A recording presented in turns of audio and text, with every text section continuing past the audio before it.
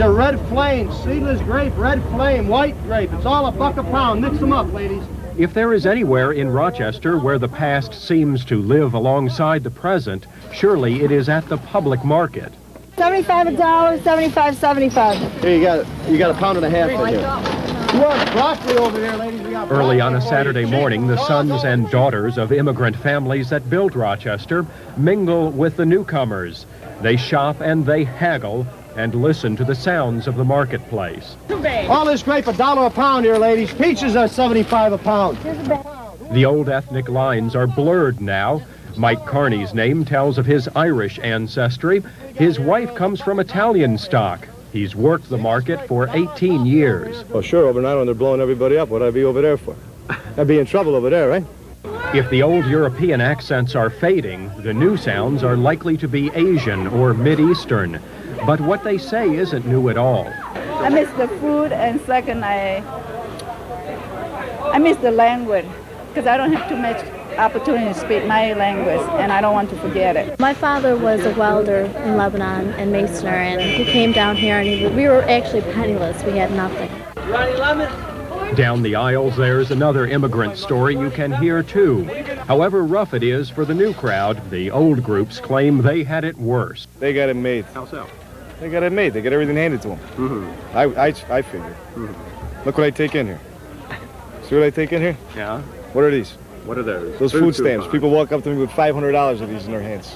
So it's a lot easier than it was when your grandparents came. Things are handed to them. The early immigrant groups, the Irish, the German, and Italian, really did have it rough in ways that are almost impossible to imagine in the abundance of the 1980s. This market has an old-time feel to it, but 100 years ago, life was very different. Immigrants in those days lived and died crowded together in decrepit tenements alongside the Genesee. Children often spent their days in work and utter poverty. Many wondered aloud why they had come to America at all. Girls, we got seedless grape for you. We got white grape. We got red grape. It's all cheap. Rochester today is wealthy beyond the dreams of the early immigrants. Some of their children have forgotten what it was like to be a stranger in a strange land. Tomorrow we'll meet a family that still remembers. To two great ladies, the one that we're honoring here and the one in the harbor. May your torches keep burning. David Burns, News Center 13.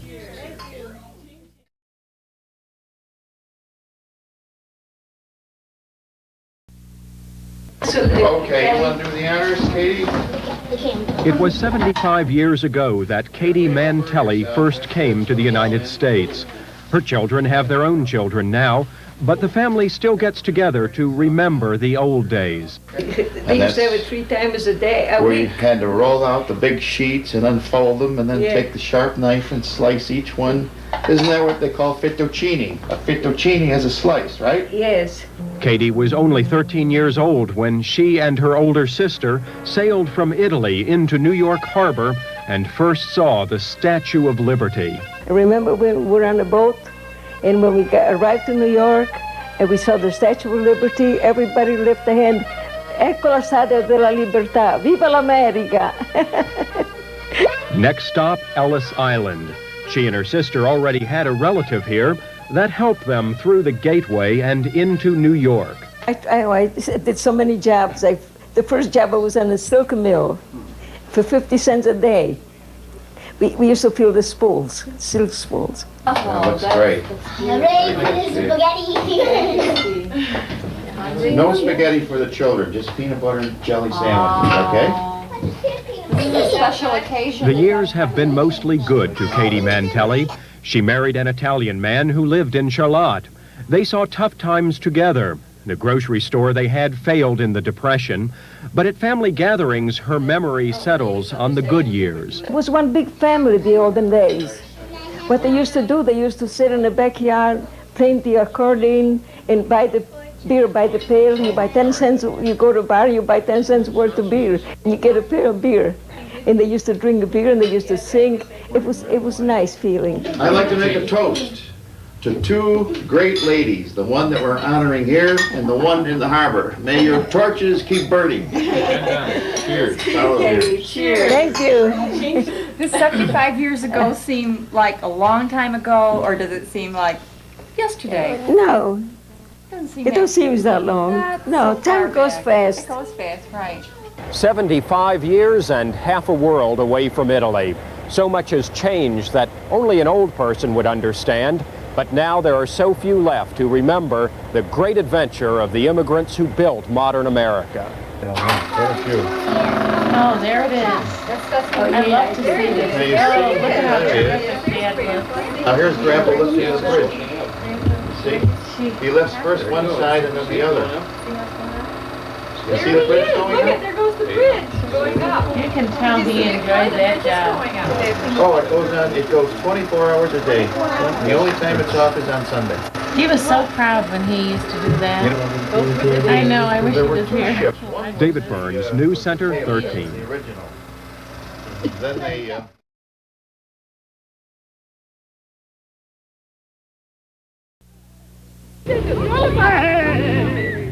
To judge by appearances, the Sarkis family is doing well in America. A backyard family get-together brings out 10 children and 10 more grandchildren.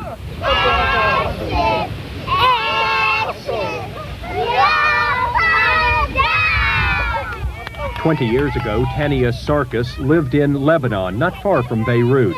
Today, the country is torn by war. But then there was peace, and Tanius traveled to America only to visit an elderly uncle. Well, I come first over here to visit. After we look, nice country, beautiful country, United States. My uncle's telling me, you like United States? I tell him, sure, I like United States. So you like to stay? I tell him, yes, I like to stay over here.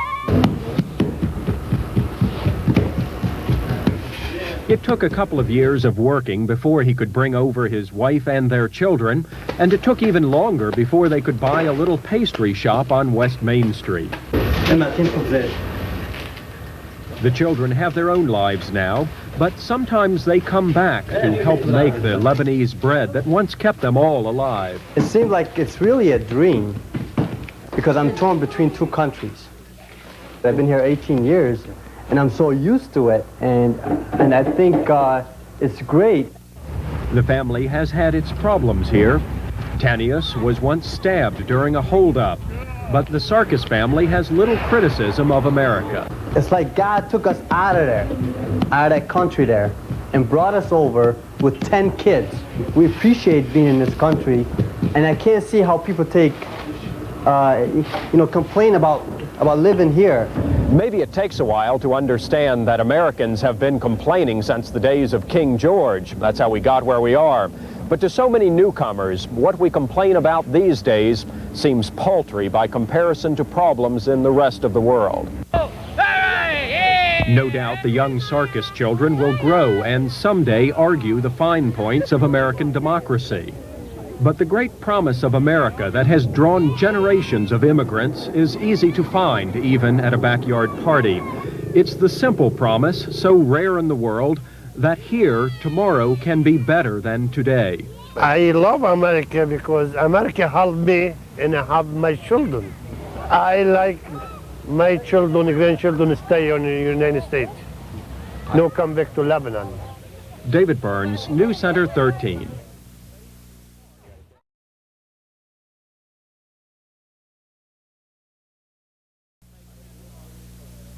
I hereby declare on oath that I absolutely and entirely renounce and abjure all allegiance and fidelity to any foreign prince, potentate, state, or sovereignty of which... The words have been spoken by millions of immigrants. They are the magical words that finally open the golden door. My dear fellow citizens, men, women, and children from 35 countries took the oath at this ceremony yesterday at Fort Niagara.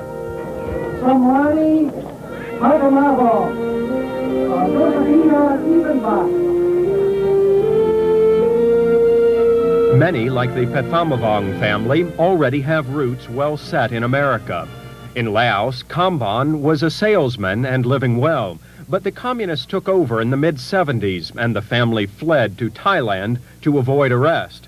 2 years later, the family made their way to Batavia with the help of a local church. Because I like a freedom country. Because in my country before they freedom, but communists took it. I don't like it. I come to United States. It was different, you know, and the food and stuff. Like the first day we went to lunch, and we had pizza, and we didn't know how to eat it. Most of people, they like us. Like, you know, when they come here, you play soccer, and I was pretty good soccer, you know, and most people know me from there. Don't step here, okay?